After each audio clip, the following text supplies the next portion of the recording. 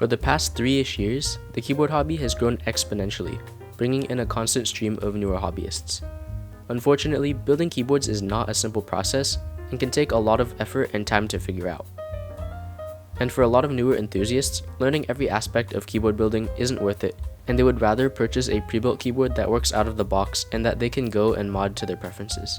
Enter the Monsgeek M1W, a fully aluminum 75% gasket-mounted pre-built keyboard.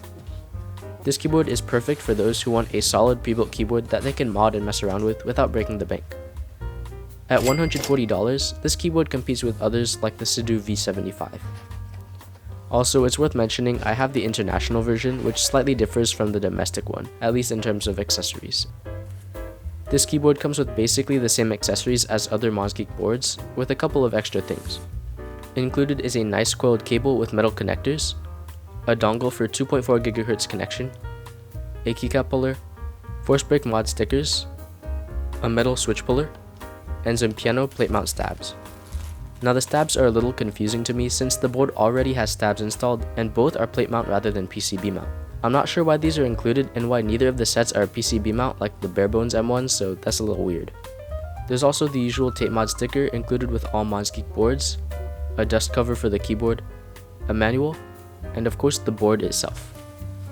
Now when I saw the images online, I really wasn't into the gradient black and gray keycaps, but in person I think they actually look quite clean on the black case.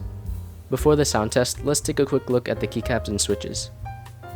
The keycaps are PBT double shot, side printed shine through keycaps which are pretty thick, but to me, they kind of feel like Razer keycaps had a glow up.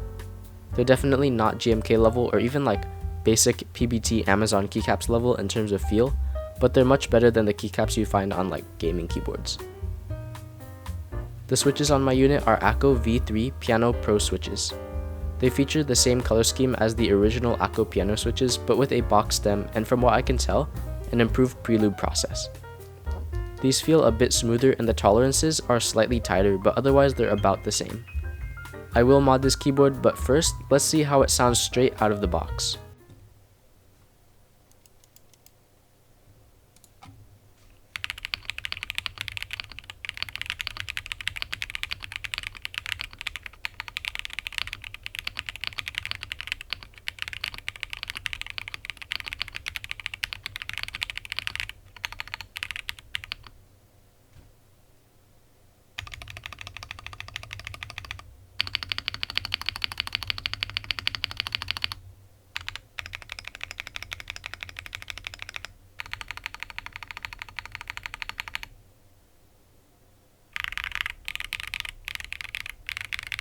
Okay, so for a stock pre-built keyboard, it actually sounds pretty good.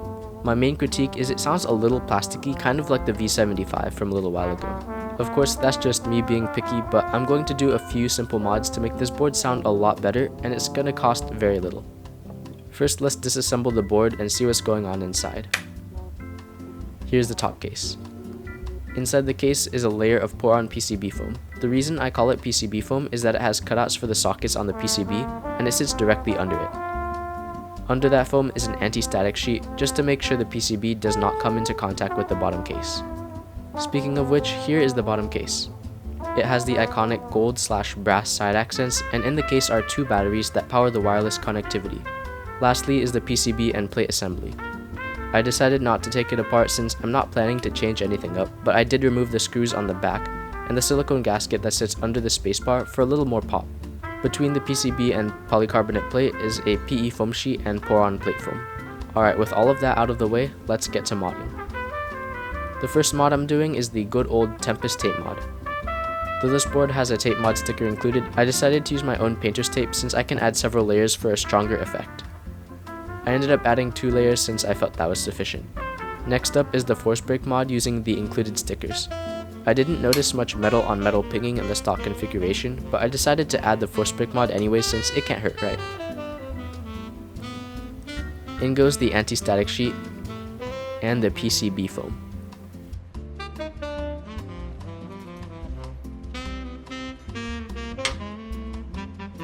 Finally, on go the keycaps. Alright, let's hear how this board sounds with a few simple mods.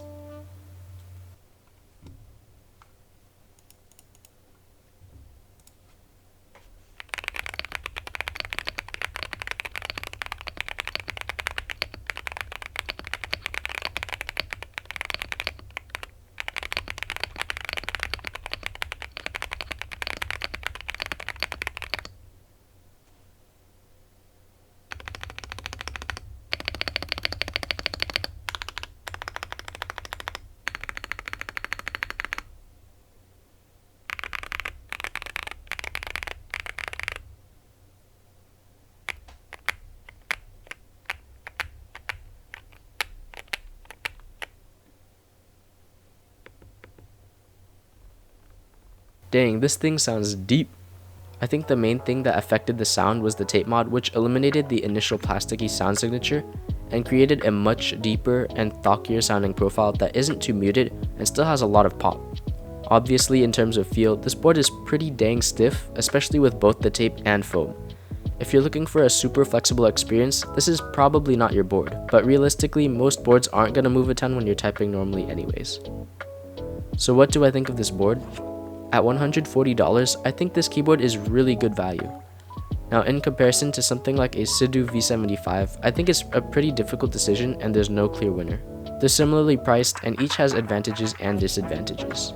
In my opinion, this keyboard beats out the V75 in terms of sound performance, customizability since you can choose different colors, and I think the switches are nicer with a better sound profile.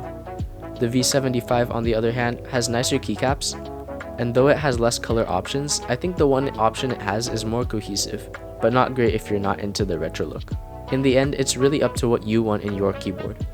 Anyways, that's all I have for you guys today. Thank you for watching, and thank you Monsgeek for sending out the board. See you guys later. Bye!